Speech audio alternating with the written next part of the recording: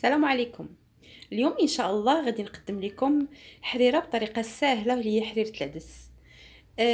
بالنسبه للناس اللي عندهم مشكل في انهم يبقاو يقردوا في القزبر والمعدنوس والكرافس وما كاينش الوقت، بالنسبه للبنات المبتدئين، بالنسبه للعيالات اللي خدامين، بالنسبه للعيالات اللي عندهم تربيه، بالنسبه للعيالات اللي كيقيلوا واقفين في الكوزينه في رمضان، هذه طريقه سهله باش نوجدوا بها ان شاء الله الحريره. بسم الله على بركه الله نبدا. نقول لكم المقادير. غتحتاجي مطيشه، طماطم مقطعه هكا قطع كبيره، بصل مقطع هكا قطع كبيره، الربيع اللي فيه القزبر ومعدنوس والكرافس مقطع غير هكا، يعني ماشي ضروري تقرديه. مطيشه الحك. بالنسبه لي انا كنستعمل دائما في الحريره الشعريه ديال السفه الرقيقه باش تجي حريره خفيفه. بالنسبه لرمضان بنادم ما تيبغيش يتقل. شويه د العدس، جوج ضمات ديال الكنور، شويه ديال القزبر مقرد بحال هكا. بالنسبه للعطريه عندنا سكينجبير، الابزار، الخرقوم، شويه د القرفه. وبالنسبه للماده الدهنيه شويه ديال الزيت. وهنا عندنا الدقيق اللي غادي ندورو به ان شاء الله. هاد الحريره كنخلطوه مع شويه لافارين، كنخلطوها شويه مع الماء. والبطل فهادشي كلشي اللي هو مولينكس ديالنا اللي غادي نطحنوا فيه هادشي منين غادي نبداو نوجدو. بسم الله على بركه الله نبدا. تبعوا معايا الطريقه ان شاء الله وغادي تزدق لكم حريره رائعه ان شاء الله، ورمضان كريم. بسم الله. كنجيبوا كاميلتنا، كنديروا فيها شويه ديال الزيت، كنلوحوا فيها دوك المكونات اللي هو البصل مقطع الى قطع كبيره وطماطم الى قطع كبيره، كنجيبوها على النار. نلوحوا الربيع ديالنا اللي هو القزبر ومعدنوس والكرافس هكا كبير ماشي مشكل. هاد الطريقه تيقوا بيا شي حاجه اللي ساهله.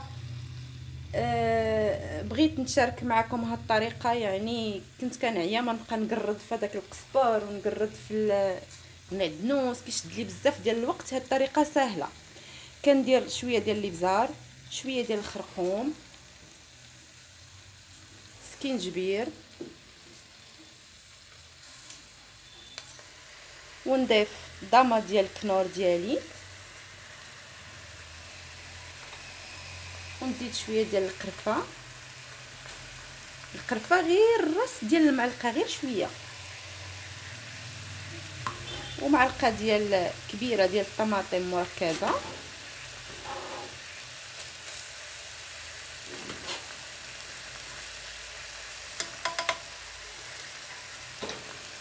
هادشي غادي نحاول نخليه واحد شويه.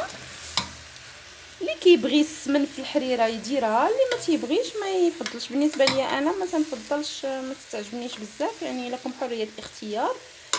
ملي غنقلي هادشي كامل في الشويه غادي نضيف عليه الماء سخون وغنخليه يغلي. من بعد غنضيف له العدس.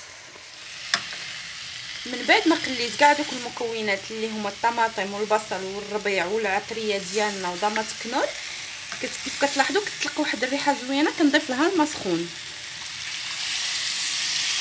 شوفوا من بعد ما غلات لينا هاد المكونات كامله غادي نخليها تبرد وغادي نطحنها في الطحانه في ميكسور الكهربائي. من بعد نتلاقاو ان شاء الله ملي نطحن هاد المكونات كامله ونضيف لها العدس. من بعد ما طحنت كاع المكونات في الميكسور الكهربائي اولا المولينكس كنضيفهم يغليو، ومن بعد كنضيف لهم الكميه ديال العدس ديالنا. هاد العدس هذا راه ديجا مرطب يعني ما كياخذش وقت. نخلي هاد العديسه تغلي ومن بعد نضيف لها الشعريه. كيف كتشوفوا من بعد ما غلات هذيك العدس وطابت ما كتاخذش وقت كتير في الطياب. كنضيف هذيك الشعريه اللي قلت لكم انا ما كنستعملش الشعريه الغليظه، كنستعمل دائما الشعريه ديال السفه باش تجيني حريره خفيفه. هاد الحريره كنأكد انها اقتصاديه وبطريقه سهله ديال العدس وخفيفه. الطيب لينا هذيك ميم با 2 مينوت، كتاخذ 2 دقائق في الطياب. الشعريه ديال السفه كندورها بالدقيق ديالنا، ومن بعد كنضيف لها بيضه اختياري. يعني كاين الناس اللي ما تيبغوش البيض في الحريره ديالهم، كاين الناس كيفضلوه. تلقاو ملي طيب هاد الشعريه ديالنا. من بعد ما طابت لنا هذيك الشعريه ما كتشدش وقت لانها ديجا شعريه ديال السفه، كتجي هكا حريره خفيفه واقتصاديه. ندوزو للمكون السري ديالنا اللي كتضيف لك قيمه غذائيه لهاد الحريره وفي نفس الوقت بنه غير طبيعيه، اللي هو هاد شويه ديال القزبر اللي خليناه طحناه مفروم ناعم كنضيفوه في الاخر. ثقوا بيا هاد السر هذا كيعطيك بنه ولذه للحريره ديالك غير طبيعيه، يعني شي حاجه اللي بنينه. ثقوا بيا بنينه بنينه بنينه، يعني كتضيفي قبل ما تدوري الدقيق ديال الحريره. هاد السر هذا عطاتو ليا ماما الله يخليها ليا وحفظها ونجيها.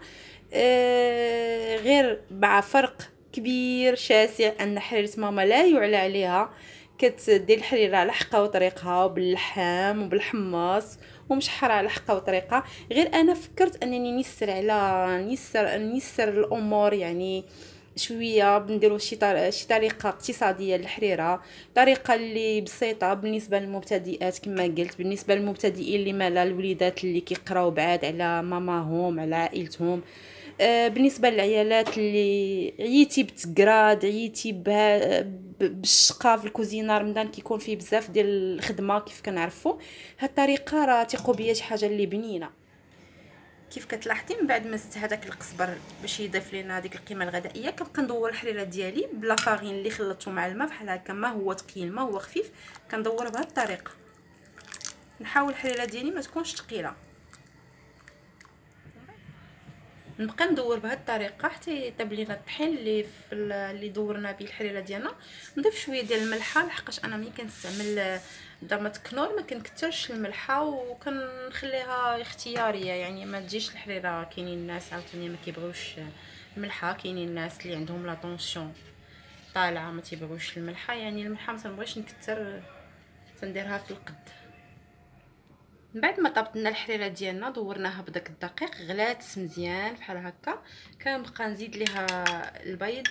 دور هاد البيض، كنأكد ان هاد البيض اختياري، يعني كاينين الناس هي في الحريره الاصليه ضروري ما كنستعملوا البيض، كاينين الناس ما كيحبذوش البيض او عندهم حساسيه من البيض ما يستعملوهاش.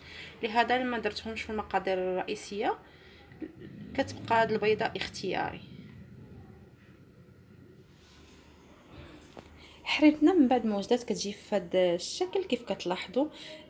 ما فيهاش اللحم، حريره اقتصاديه خفيفه ما تقيلاش بالنسبه للشهر الكريم او بالنسبه للايام العاديه عشاء. ان شاء الله تجربوها وتنال الاعجاب ديالكم، وكيف العاده تبارطاجيو الفيديو مع الاصدقاء ديالكم والاقارب ديالكم وديروا لايك على الفيديو ان شاء الله، وتكونوا دائما من المتتبعين ديال القناه ديالي. واللي كنبغي نوع على لا كويزين دو لبنان، يعني هي قناه اللي كتقلب على طرق مبسطه للطبخ، يعني لهذا ما كتلقاوش بزاف ديال لي فيديو عندي محطوطين في القناه ديالي. كنقلب دائما على الاشياء اللي سهله واقتصاديه اللي كتكون في المتناول ديال الجميع. وكيف العاده كنتمنى لكم رمضان كريم وبالصحه والراحه.